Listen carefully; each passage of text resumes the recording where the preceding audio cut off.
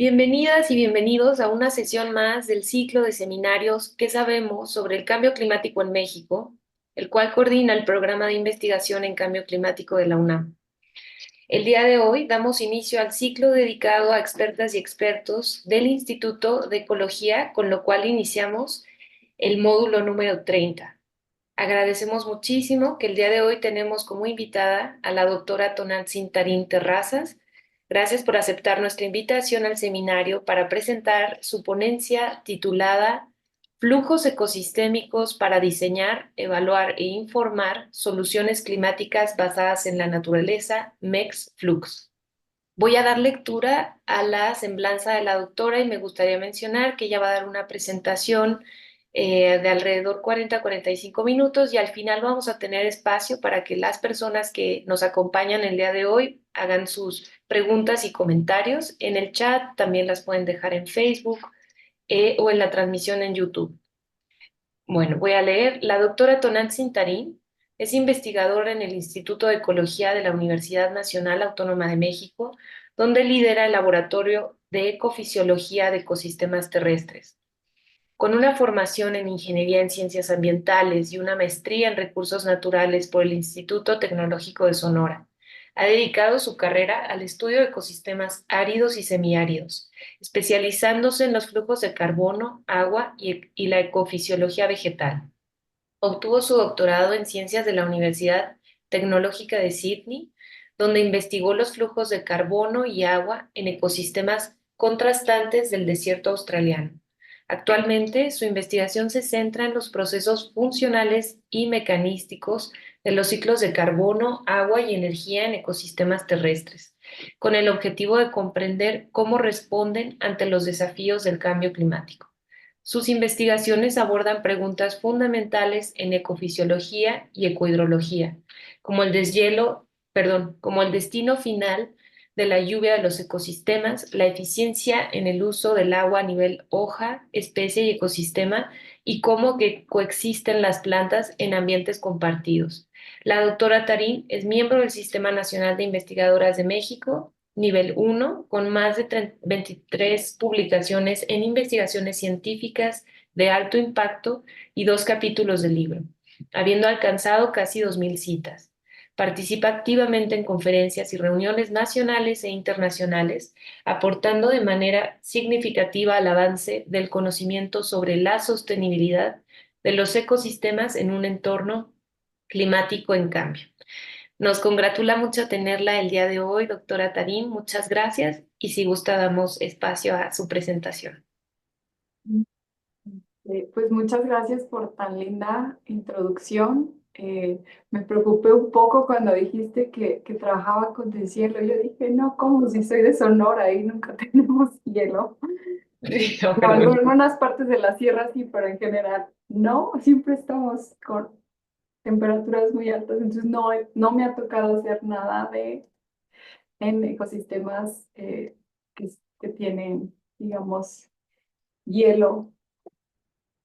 Pues muchas gracias. Quiero pues agradecerles a ustedes, a todo el programa de investigación de cambio climático por esta invitación y por supuesto, pues me siento muy honrada de estar aquí virtualmente compartiendo este espacio en el cual podamos dialogar sobre el cambio climático en México y lo que estamos haciendo en nuestro laboratorio o con nuestros colegas, tanto a nivel nacional e internacional, y cómo pues espero que esta ponencia incite al diálogo para que podamos hablar sobre implementar e informar soluciones climáticas basadas en la naturaleza desde los flujos ecosistémicos. Ya ven la presentación, ¿verdad? Sí, perfectamente, gracias.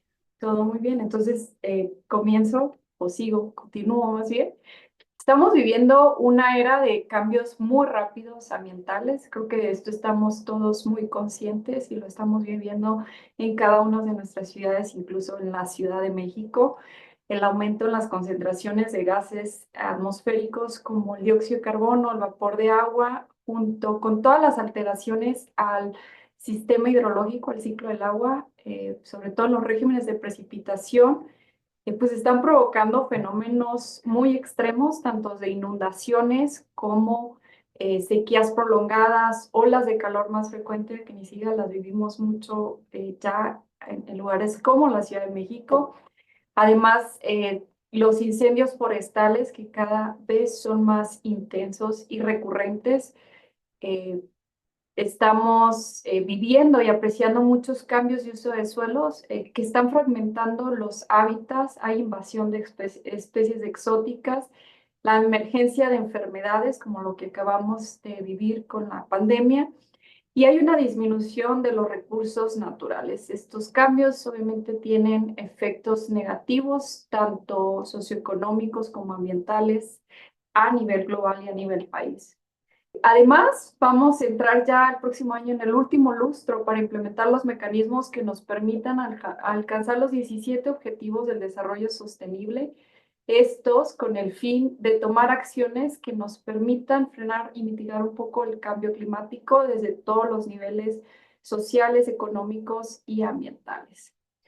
Y casi siempre me gusta empezar mis presentaciones con esta figura del panel intergubernamental del cambio climático, que muestra las bases contundentes de lo que está pasando con los gases de efecto invernadero y su relación con el incremento de la temperatura. En esta figura vemos tres escenarios principalmente, que son si implementamos diferentes políticas públicas para que podamos limitar el incremento en la temperatura, que se sabe contundentemente está relacionado con el aumento de las emisiones de gas de efecto invernadero en la atmósfera. Entonces, si implementamos diferentes estrategias o políticas públicas, podemos limitar el calentamiento global o el incremento en la temperatura media global a 1.5, 2 grados, o si no implementamos estrategias de políticas públicas, que es el escenario que vemos en rojo. El escenario que está en azul, evidentemente ya lo pasamos y ahorita estamos buscando frenar el incremento de la temperatura a los 2 grados. Estos escenarios que están proyectados hasta el 2100 pues surgen de modelos climáticos globales, y los modelos climáticos no son más que ecuaciones matemáticas que nos explican cómo funciona el planeta, nuestra Tierra a nivel global, con diferentes interacciones. Un poco de lo que componen los modelos globales climáticos se puede ver en esta figura. Tiene diferentes paquetes o bloques de contenido sobre el funcionamiento de la atmósfera, la superficie terrestre, los océanos, y parte de la plática de este día está dirigida, déjenme agarrar el puntero, está dirigida a que hablemos sobre la dinámica del ciclo del carbono y la dinámica de la vegetación. Anualmente, el Proyecto Global del Carbono nos provee con una publicación científica anual, vaya la redundancia, sobre el presupuesto global de carbono. Y me gustaría un poco voltear su mirada a estos tres valores, ¿no? Esto es lo que nos preocupa, que son las emisiones de gas de efecto invernadero que vienen de la quema de combustibles fósiles en gigatoneladas de carbono al año. Y si ven, tenemos las entradas desde la atmósfera hacia el ecosistema. Tenemos dos flechas, una es la que va hacia la vegetación en la parte terrestre, en la superficie terrestre, y otra es lo que se asimila en el océano, ¿no? Esta disminución, estas flechas, estas entradas es como podríamos mitigar. Entonces, uno de los retos es cómo incrementamos el valor de estas flechas. Y la evaluación precisa de las emisiones antropogénicas, que son estas, del dióxido de carbono, su redistribución en la atmósfera y cómo se está asimilando ese dióxido de carbono, es fundamental para comprender mejor el ciclo global del carbono y que podamos apoyar en el desarrollo de políticas públicas y climáticas para la proyección y tratar de mitigar los escenarios alarmantes de cambio climático. Entonces, pero ¿dónde y cómo ocurre la mitigación del dióxido de carbono en los ecosistemas terrestres? Que es parte, esta charla va a estar muy enfocada a los ecosistemas terrestres. Resulta que, quizás no lo sepan o quizás sí, pero las plantas y la vegetación consume el dióxido de carbono y lo hemos aprendido incluso desde nuestras clases de primaria a través de la fotosíntesis. Tienen unos poros o estas bocas que son unas válvulas que permiten asimilar el carbono por difusión. Entra el carbono, se va hacia las células fotosintéticas, se producen los azúcares y de ahí se derivan todos los recursos que se puedan imaginar: madera, comida, alimento, biomasa, frutos, polen, absolutamente todo, porque son los productores primarios, incluso pues es lo que comen los animales que después muchos de nosotros consumimos. Esta fotosíntesis a nivel de ecosistema es lo que denominamos producción primaria bruta y es toda la asimilación del dióxido de carbono que ocurre en los ecosistemas. Y también existe un flujo de salida que ocurre naturalmente, independientemente de las quemas de combustibles fósiles. En los ecosistemas naturalmente están emitiendo también dióxido de carbono. Esto es lo que denominamos respiración del ecosistema. Y la respiración tiene dos componentes, básicamente, que es la respiración de las propias plantas y es un proceso bioquímico que después podemos hablar con mayor detalle sobre las reacciones. Y también incluye la respiración de los microorganismos que están en el suelo y si activan su metabolismo cuando tienen activado su metabolismo, pues también están emitiendo dióxido de carbono a la atmósfera. El balance de estas dos, que es una simple ecuación de cuánto es lo que entra menos lo que sale, nos habla sobre la productividad neta de los ecosistemas y nos dice, nos indica cuando los ecosistemas son sumideros de carbono o son fuentes de carbono. El problema es, o la cosa es, que estos procesos de fotosíntesis, respiración, procesos ecosistémicos ocurren en muchas escalas de tiempo. Les hablaba la fotosíntesis pues a nivel de planta, pero la GPP o la producción primaria bruta es lo que vemos en todas las especies de un ecosistema y responden a muchas escalas tanto de tiempo como de espacio y necesitamos estar combinando las fluctuaciones ambientales, cómo es que responden en los años, en las décadas, en un día, hay mucha variabilidad. Entonces, esta dinámica ecosistémica está definida por muchos, está delimitada por muchos factores. Y entre mayor conozcamos esa variabilidad, mejores respuestas vamos a tener sobre el funcionamiento de los ecosistemas y mejores proyecciones vamos a poder plantear sobre la respuesta de los ecosistemas en esto del ciclo del carbono a escenarios futuros. Y es un componente muy importante para que podamos avanzar en el desarrollo de políticas públicas que nos permitan generar programas de adaptación y mitigación frente al cambio climático. Entonces se pone muy complejo porque tanto los almacenes de carbono, las funciones hidrológicas, incluso los servicios ecosistémicos, tienen un componente biológico y un componente abiótico que está influenciado por el clima. Entonces, necesitamos siempre estar generando información cuantitativa y oportuna que nos permita generar conocimiento de frontera para poder ir hacia la modelación, predecir, informar, estar monitoreando, incluso estar monitoreando las soluciones climáticas basadas en la naturaleza.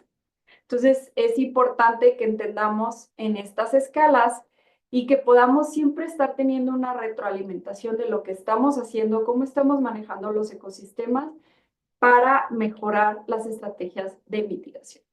Y bueno, ¿qué es una solución climática basada en la naturaleza?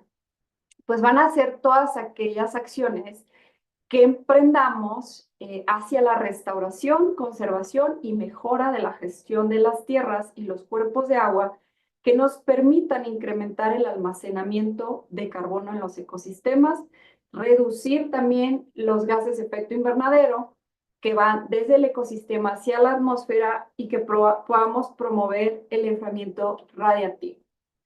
Algunas de las estrategias pues se dan en tierras pristinas, que se pueden implementar en tierras pristinas para la conservación de las tierras, otras se pueden implementar en tierras ya manejadas o en tierras que queremos restaurar totalmente, que las queremos recuperar y estamos implementando estrategias para volver a regenerar esos ecosistemas.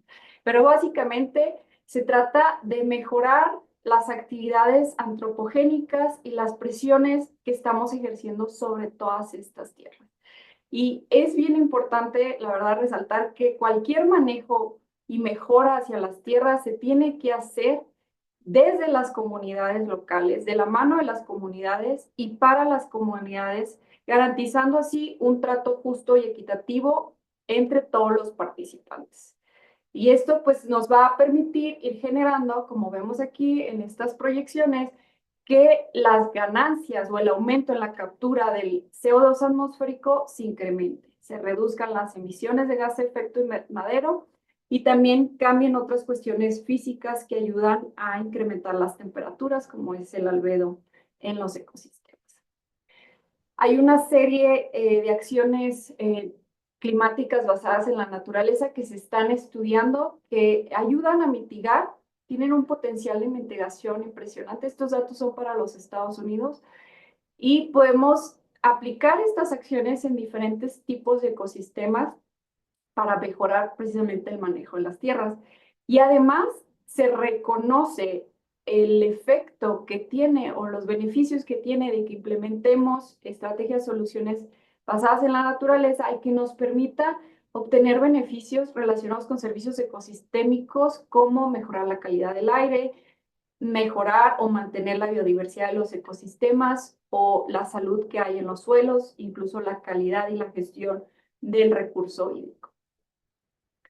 Asimismo, pues a lo largo de mucho tiempo se han ido o se ha invertido muchísimo en tener más herramientas y datos y generar modelos y mejorar los modelos y estarles metiendo más información.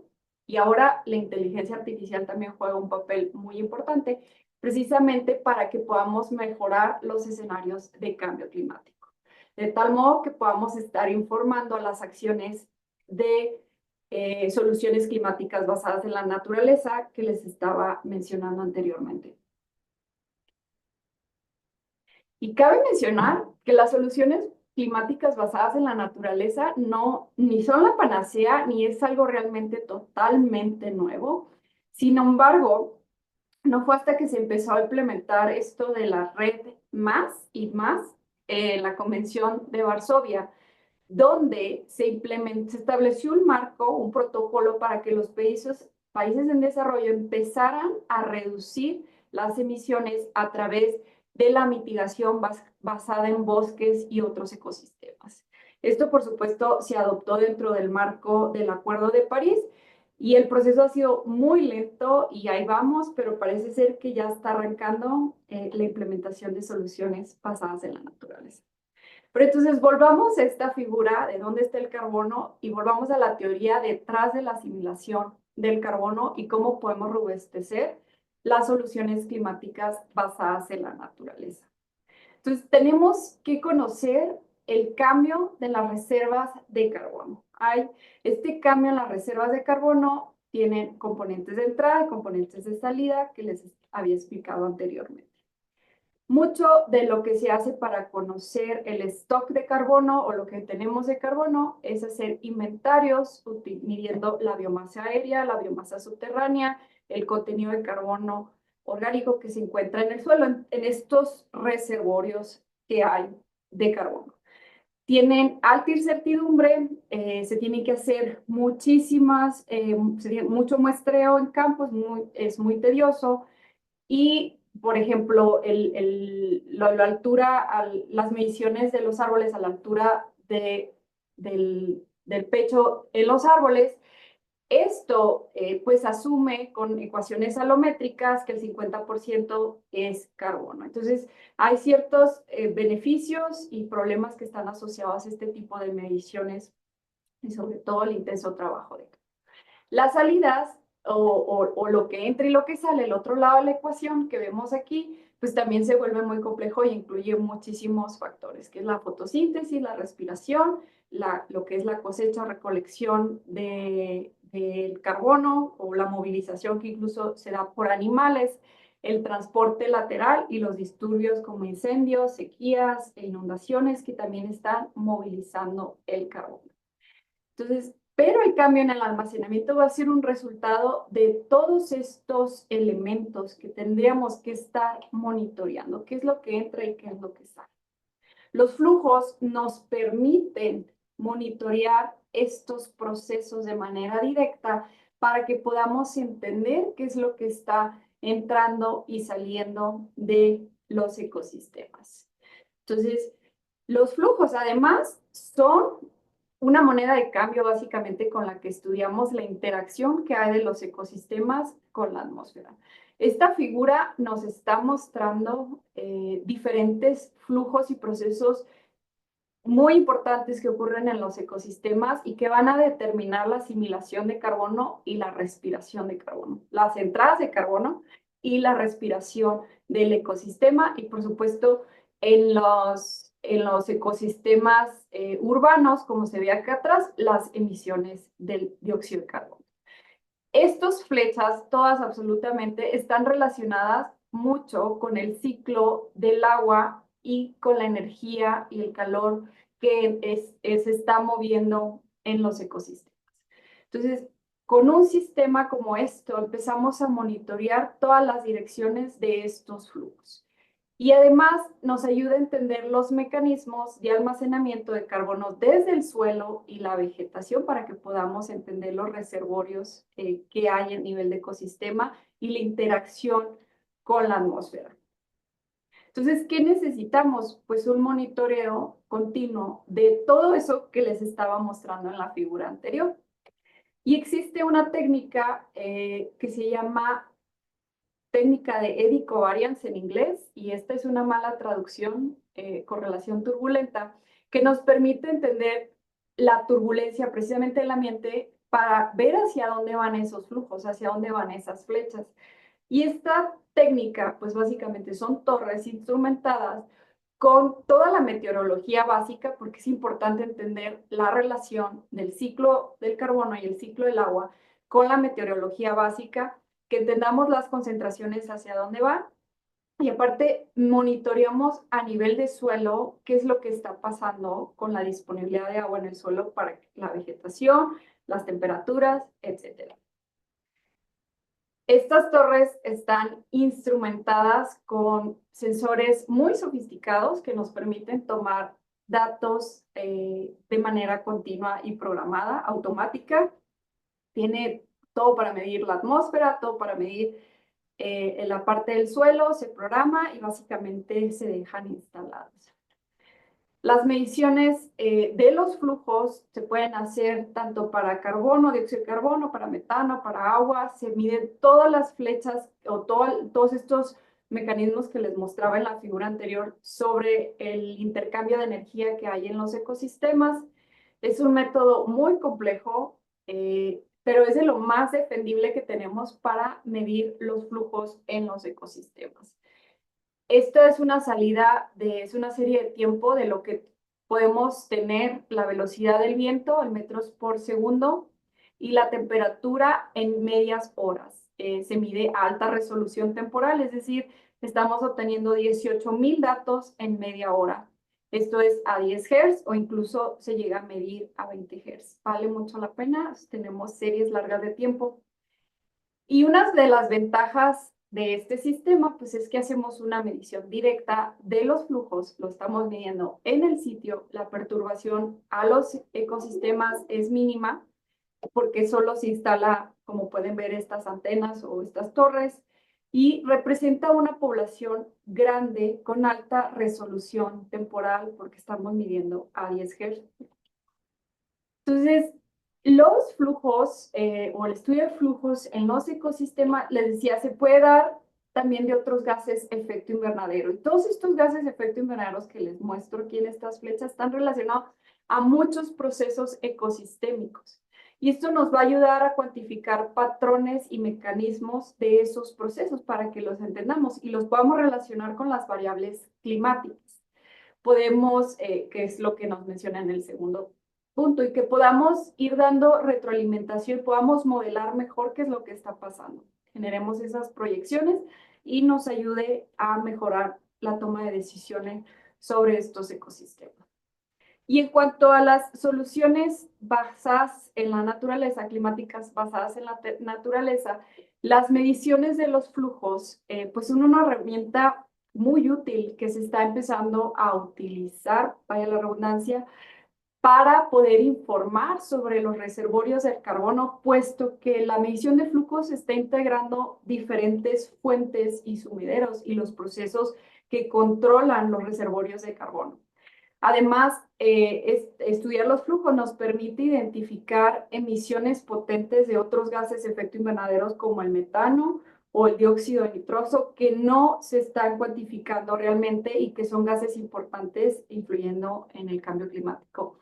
Además, al tener flujos continuos de los gases de efecto invernadero, pues tenemos podemos generar retroalimentaciones sobre los factores biofísicos que están influyendo en las emisiones de los gases de efecto invernadero y podemos ir entendiendo un poco más de la variación anual e interanual de cómo es que van cambiando los gases de efecto invernadero, incluso que podamos generar presupuestos tanto de carbono como de agua en los ecosistemas. A nivel global existe una red que se llama FluxNet, donde agrupa a diversas instituciones e investigadores que operan este tipo de metodología, esta técnica, en diferentes sitios que, como pueden ver, los países más desarrollados son los que tienen más sitios instalados que están monitoreando sus ecosistemas. Y en México, la red que está operando este tipo, que nos hemos unido voluntariamente para unir esfuerzos, pues nos denominamos como MexFlux y somos a partir del 2024 un laboratorio nacional CONACYT destinado a pues, el estudio de los flujos ecosistémicos en los ecosistemas mexicanos para poder entender la variabilidad en los ecosistemas terrestres, acuáticos, costeros y podamos informar sobre la respuesta que tienen a la variabilidad climática y la transformación ambiental. Así se ha visto MexFlux a lo largo de los últimos 15 años o casi 20, no sé.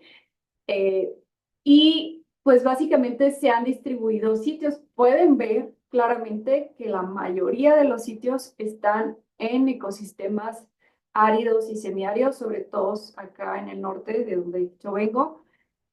Y falta mucho por medir. No todos estos sitios están activos. De hecho, aquí los puntitos nos muestran el número de años que han estado operando estos sitios. Esta técnica es muy compleja y requiere mucho financiamiento para mantener el equipo operando en campo y midiendo en tiempo real. Entonces, actualmente tenemos 10 sitios activos y la verdad que es muy interesante escuchar los trabajos puntuales de investigación que se están realizando en cada uno de estos sitios. Hemos hecho una serie de seminarios que está publicada en el canal de YouTube de Ameriflux, donde presentamos cada uno de estos sitios que han estado operando o que ya no están operando, pero que aún están los datos, toda la generación de datos para que podamos generar conocimiento. Si tienen tiempo o les interesa, por favor, vayan a ver al canal de YouTube de Ameriflux y vean las historias detrás de estos sitios y qué preguntas de investigación están buscando contestar. Parte de los resultados importantes que se han tenido desde MexFlux para la comunidad científica es que hemos contribuido en el informe del estado del ciclo del carbono, tanto de la Agenda Azul y Verde, informando con los datos duros de cómo es que son los flujos verticales o las entradas y salidas del carbono en los ecosistemas terrestres de México. Y pues sí, México es un país mega diverso, muy complejo topográficamente hablando y además climáticamente hablando, le influyen muchos procesos climatológicos que ocurren tanto en el Golfo de California, en el Golfo o en el Pacífico, en el Golfo de México, otros eventos climáticos que descienden desde los polos. Y se vuelve un desafío enorme tratar de entender los ecosistemas y estudiar los ecosistemas y los flujos y los cambios en carbono que hay en todos estos ecosistemas con esta técnica. Pero sí me gustaría resaltar un poco de lo que hemos aprendido en los últimos años con este tipo de monitoreo de flujos de carbono en los ecosistemas. Algo súper importante, y hay varias publicaciones que les pongo aquí, es que hemos aprendido mucho sobre el apagado y el prendido, básicamente. Cómo es que los ecosistemas se prenden y empiezan a asimilar carbono una vez que lleva la temporada de lluvia, sobre todo en los ecosistemas de zonas áridas y semiáridas que se están monitoreando en Sonora. Cambiamos de ver paisajes de la temporada seca como este es un matorral subtropical en el centro de Sonora, a ver paisajes como estos. Y en estas publicaciones logramos identificar cuánto carbono se almacena en esta temporada y cuánto carbono deja de haber cuando, o cómo es que se encuentra el ecosistema en esta temporada seca o de dormancia, incluso por la vegetación. Aunque no se ve bien en las fotos, hay algunas especies que mantienen sus hojas y siguen asimilando carbono. Pero es bien interesante ver ese prendido y apagado en los ecosistemas y la respuesta que tienen ante la llegada de las lluvias, que logramos ver estos cambios en las fotografías y en los datos en menos de 2 semanas. Pero además hemos visto los efectos de la estacionalidad o algo que se denomina en ciencia los efectos heredados, porque los ecosistemas no solo responden a las temporadas secas y húmedas, sino que también responden a lo que pasa el año anterior y el año anterior, porque esto va a definir mucho de los procesos en el ecosistema y en qué condiciones llega la vegetación o el suelo a la siguiente temporada, aunque sea húmeda o sea seca. Entonces podemos ver ecosistemas como el pastizal semiárido, este es de Jalisco, que de ser grandes reservorios de carbono, pues se vuelven fuentes de carbono, es decir, de carbono que va desde el ecosistema hacia la atmósfera por periodos de sequía o baja disponibilidad de agua en el suelo. También se ha monitoreado en algún tiempo la Ciudad de México, los flujos de la Ciudad de México, y hemos aprendido que esas emisiones de dióxido de carbono como flujos bajan mucho durante la actividad de las horas donde el tráfico está más controlado o baja. Hay un patrón diurno que tiene que ver, por ejemplo, con las mañanas, es donde hay más emisiones, o en las noches, que es cuando bajan las emisiones.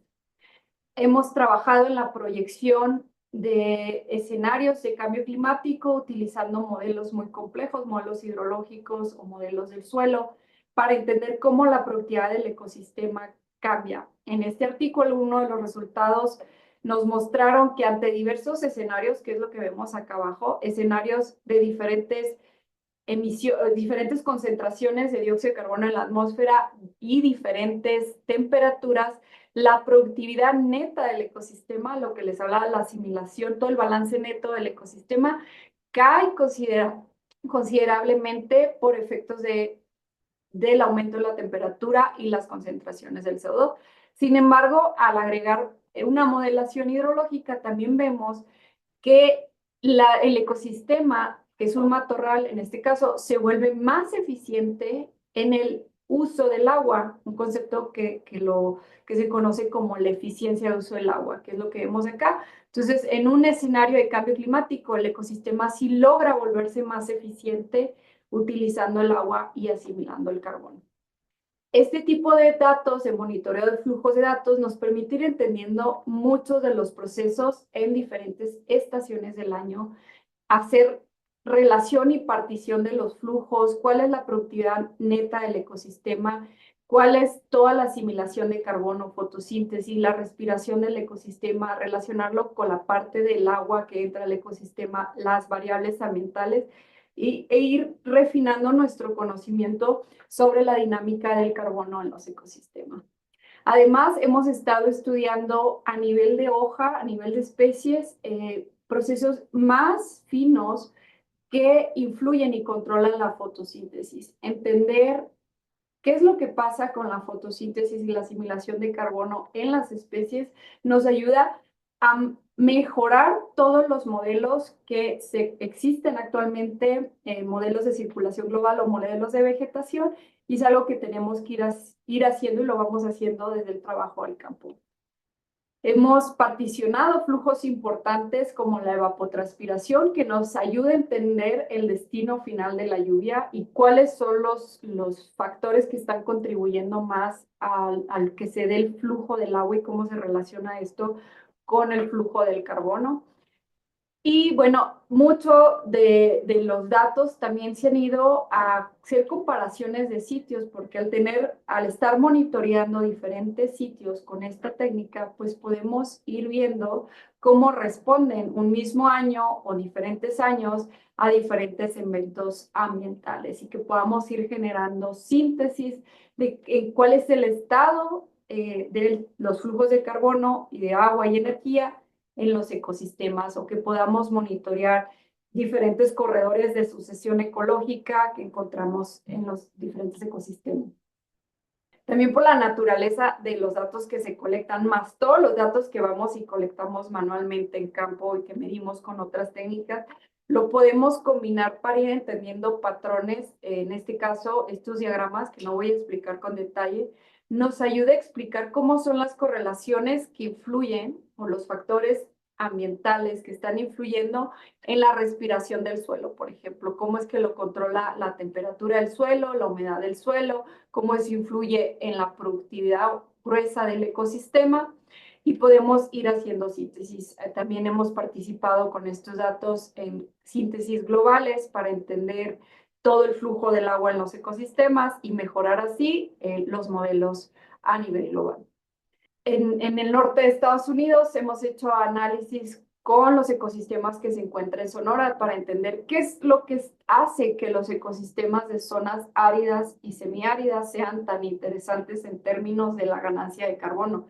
Y esto porque son ecosistemas que responden altamente, como vieron en las primeras fotos, en las fotos que les mostraba, que la época de seca está todo seco, en la época verde se pone todo verde, pero hay una respuesta impresionante a la asimilación del carbono, y la evapotranspiración, que es el agua que se está moviendo, el flujo del agua, está muy relacionado, hay estas relaciones interesantes con la productividad del ecosistema en los diferentes sitios que se están monitoreando. Sin duda, todos los ecosistemas son sumideros y fuentes de carbono, lo hemos visto, lo seguimos viendo. La incertidumbre de estas barras que vemos aquí es algo que tenemos que ir mejorando a través del conocimiento de los sitios, y la respuesta que tienen que unos ecosistemas sean sumideros, fuentes de carbono, que es variable, tiene que ver con las condiciones ambientales y incluso que tengamos años secos o años muy húmedos, y es algo de lo que seguimos aprendiendo.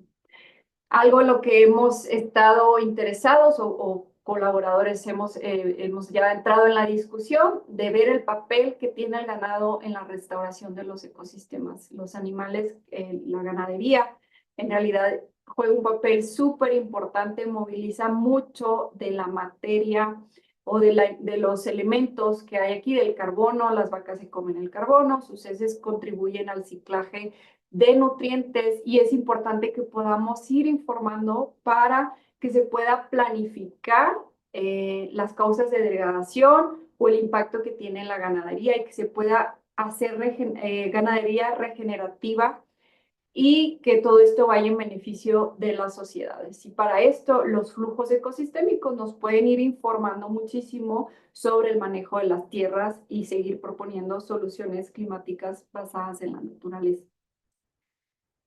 También los manglares que hemos estado y colegas han estado trabajando, pues los manglares, y hablamos aquí del carbono azul, el llamado carbono azul, también tienen alta variabilidad, y lo vemos acá con estas barras. Estos son diferentes tipos de ecosistemas, sabanas, bosques, y estos son los humedales, básicamente. Vean el tamaño de las barras en los gramos de carbono por metro cuadrado al año que se puede colectar o que están asimilando estos ecosistemas.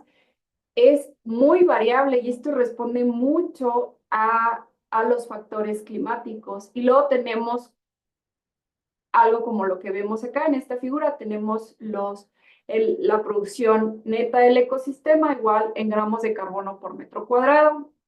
Todo lo que vean abajo de cero son emisiones de carbono desde el ecosistema hacia la atmósfera. Y todo lo que vean arriba es que el ecosistema estuvo asimilando más.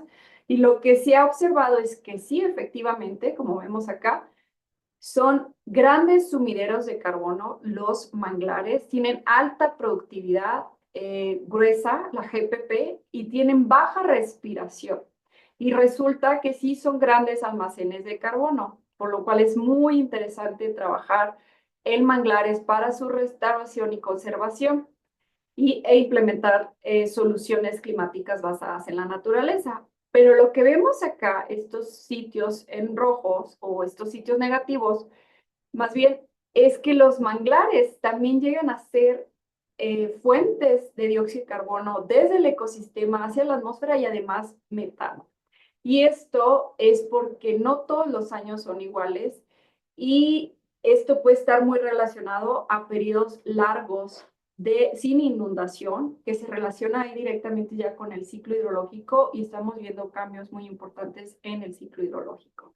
Entonces, los ecosistemas humedales también están cambiando, también tienen alta variabilidad según las condiciones ambientales. Entonces, esta técnica es muy bondadosa, la verdad que nos provee de muchísimos datos que podemos trabajar para contestar muchas preguntas diferentes, pero es una técnica pues bastante compleja. Seguimos trabajando en la organización de los datos, en priorizar los sitios de monitoreo, en contestar preguntas muy puntuales y también algo que nos preocupa mucho pues es el entrenamiento de las nuevas generaciones y los estudiantes y que podamos, por supuesto, seguir contando con el financiamiento para seguir operando los sitios que ya se encuentran. Hay mucho que contestar, queda mucho por hacer y muchas oportunidades para mejorar el conocimiento en cuanto a los flujos de carbono, agua y energía en los ecosistemas. Y desde que podamos hacer síntesis, comparar y contrastar ecosistemas terrestres, desde generar estrategias para las soluciones climáticas, informar para las soluciones climáticas basadas en la naturaleza, cómo implementar cualquier acción climática. Queda aún mucho por conocer sobre cómo los factores biofísicos y el clima, que es muy variable, controlan estos flujos. Y además hay una necesidad enorme de que empecemos a generar los parámetros ecofisiológicos y ecohidrológicos que se necesitan para hacer modelación climática y que podamos mejorar la incertidumbre de los modelos globales del clima. Pues en conclusión, las soluciones climáticas basadas en la naturaleza son una gran estrategia para tratar de limitar que el aumento en la temperatura llegue a los 2 grados. Hay muchos beneficios, pero hay muchas cosas que no sabemos, muchos vacíos del conocimiento que se tienen que ir resolviendo. Y aun cuando tenemos muchas herramientas, datos, modelos necesarios para abordar estos vacíos de conocimiento, se requiere cambios en los paradigmas, necesitamos mejores datos, necesitamos barrer mejor las escalas, espacio y temporales para que podamos entender los procesos ecosistémicos que contribuyen a la ganancia de carbono o a las emisiones de carbono. Y necesitamos nuevos enfoques de monitoreo que permitan la contabilidad del carbono de forma robusta y creíble. Entonces, hay oportunidades de colaborar, hay oportunidades de trabajos de tesis, aquí va el comercial. Si están interesados en hacer sus trabajos de investigación, acérquense con nosotros. Hay muchas preguntas que podemos contestar, hay muchos datos que ya se han ido colectando, muchos sitios. Ahí les pongo mis datos. Y también agradecer y decir que esto pues es un trabajo en colaboración de muchas instituciones y muchos investigadores que se encuentran detrás de la colecta y análisis e implementación del estudio y la ciencia que hay de flujos ecosistémicos en México. Gracias. Muchísimas gracias, doctora Tarín. La verdad es que fue súper interesante escucharla, además de que muy didáctico, todas las figuras que nos presentó nos facilitaban comprender para quienes no somos expertas en estos temas, comprender muy bien la discusión. Generó mucho interés en el chat. Tenemos muchas preguntas a las cuales voy a dar paso y también quisiera hacer algunas que tienen que ver con las que hacen aquí la audiencia. Vamos a comenzar. Algunas tienen que ver con preguntar aquellos retos en materia del desarrollo de estas herramientas de monitoreo, estas torres que nos mostraban las imágenes, ¿no? Pregunta Mónica Díaz. ¿Existe una media de la altura de la torre para la instalación en la instrumentación en un bosque? Y uno esa pregunta con una pregunta de Alfonso Martínez, quien nos dice, ¿cuánto cuesta un equipo, no? Alrededor de este tipo de instrumentos, y nos puede comentar un poco sobre esto. ¿Gusta que haga una pregunta más? O ¿Quieren contesto estas y Perfecto. seguimos? ¿O están relacionadas? No sé. Sí, ¿Cómo gusta por ven? ahora esas y paso a otro tema. Ujú. Ah, muy bien. Básicamente la regla que se tiene para instalar un equipo de estos y saber la altura depende de la pregunta de investigación. Ah, literal, o sea, hay preguntas que quiere ver más como qué es lo que pasa con los gases a mayor altura. Casi siempre sí se busca que los instrumentos se pongan por arriba del dosel de la vegetación.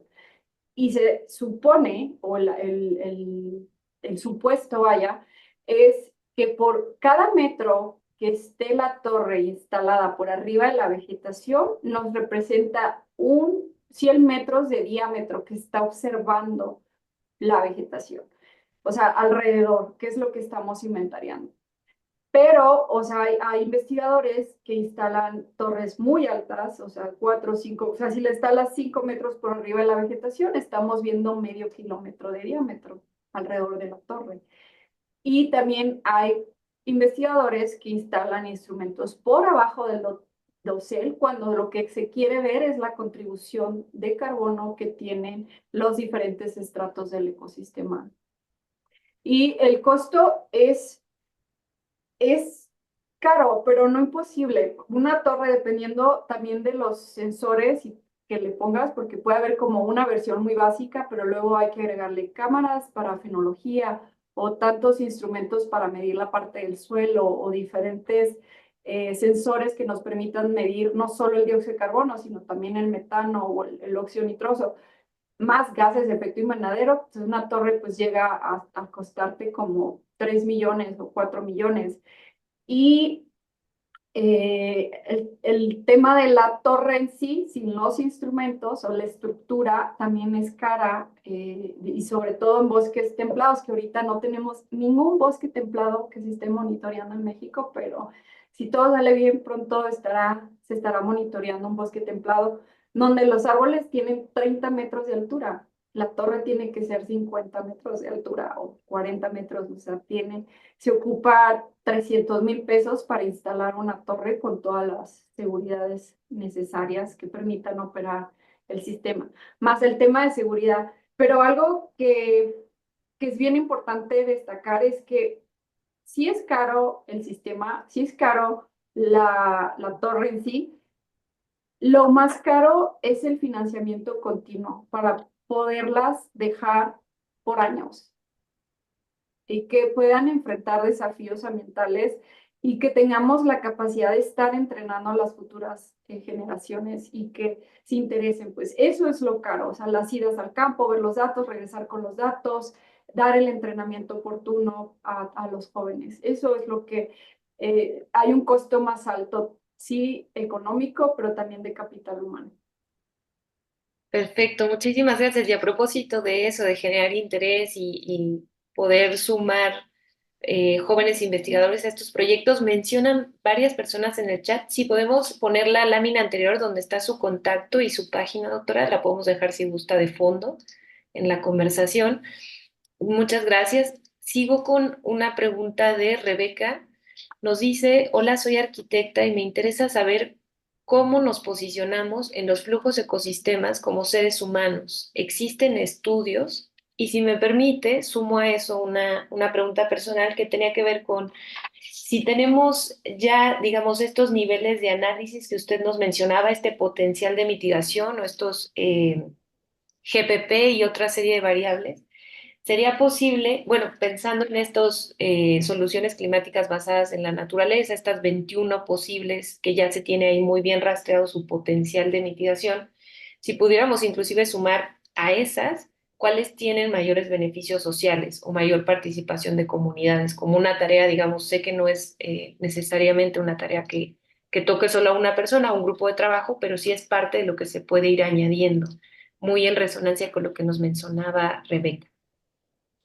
Wow, es una pregunta muy compleja y creo que sí lo mencioné. Cualquier acción climática o solución climática basada en la naturaleza tiene que ser de la mano de las comunidades porque son las comunidades las que hacen el aprovechamiento de los recursos.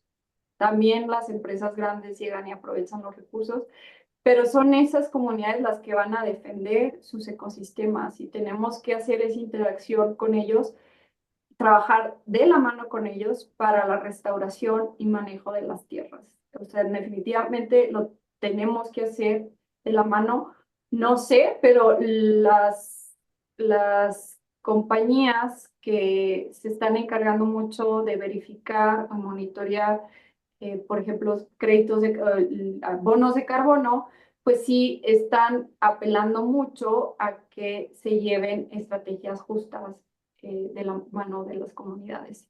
Y contestando a la otra pregunta, no sé si me quedó clara, pero en realidad, o sea, la contribución a los flujos es a través de las actividades humanas.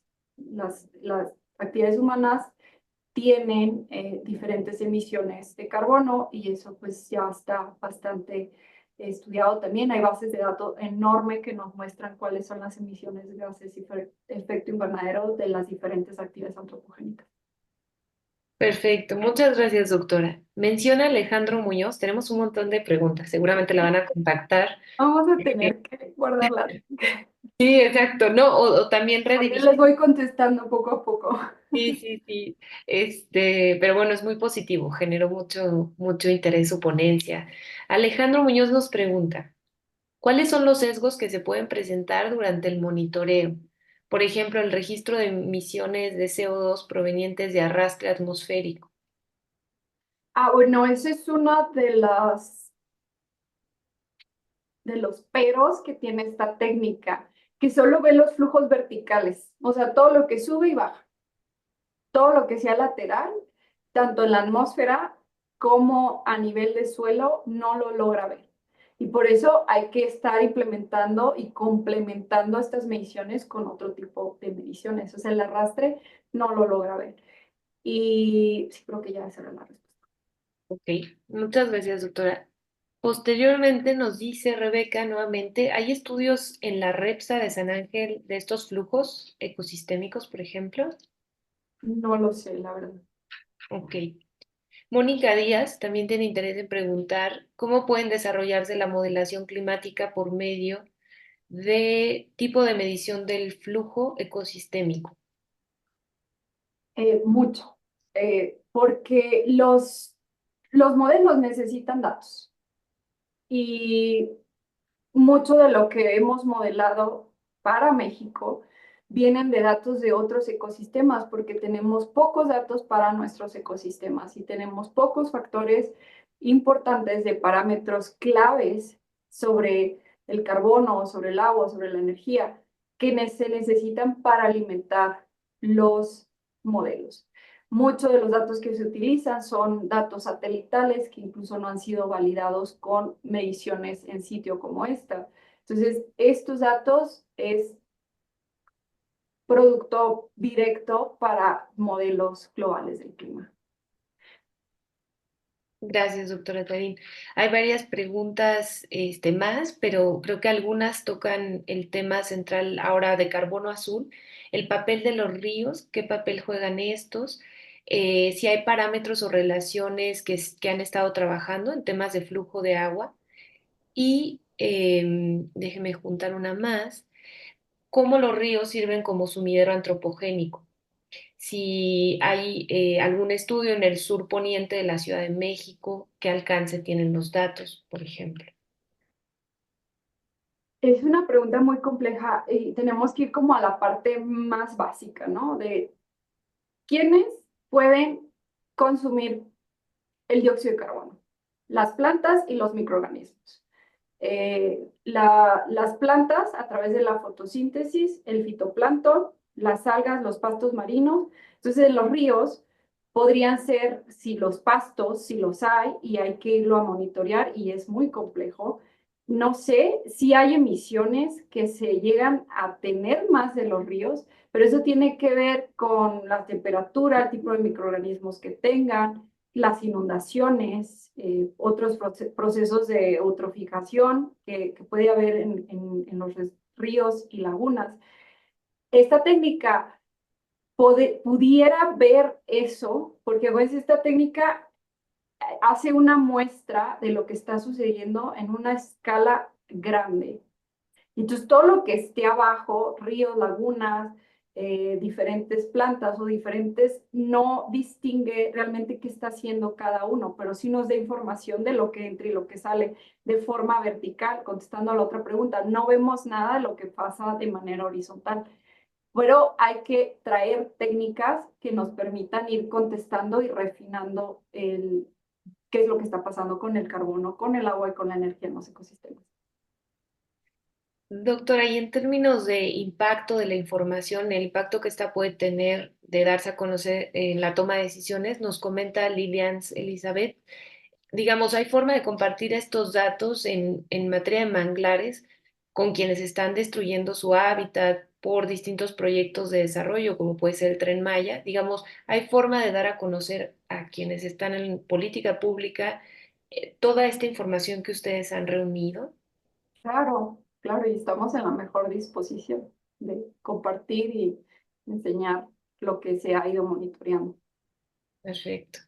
Doctora, tenemos otras preguntitas. ¿Está bien si damos espacio en lo que se nos termina el tiempo? ¿La podemos aprovechar? No, está bien, adelante. Nos menciona Blanca Razo Rodríguez. Quisiera saber si existe un mapa en tiempo real que esté mostrando los resultados de la red de monitoreo en Internet, ya que esta información es muy valiosa y se puede usar justamente para materia de impacto ambiental.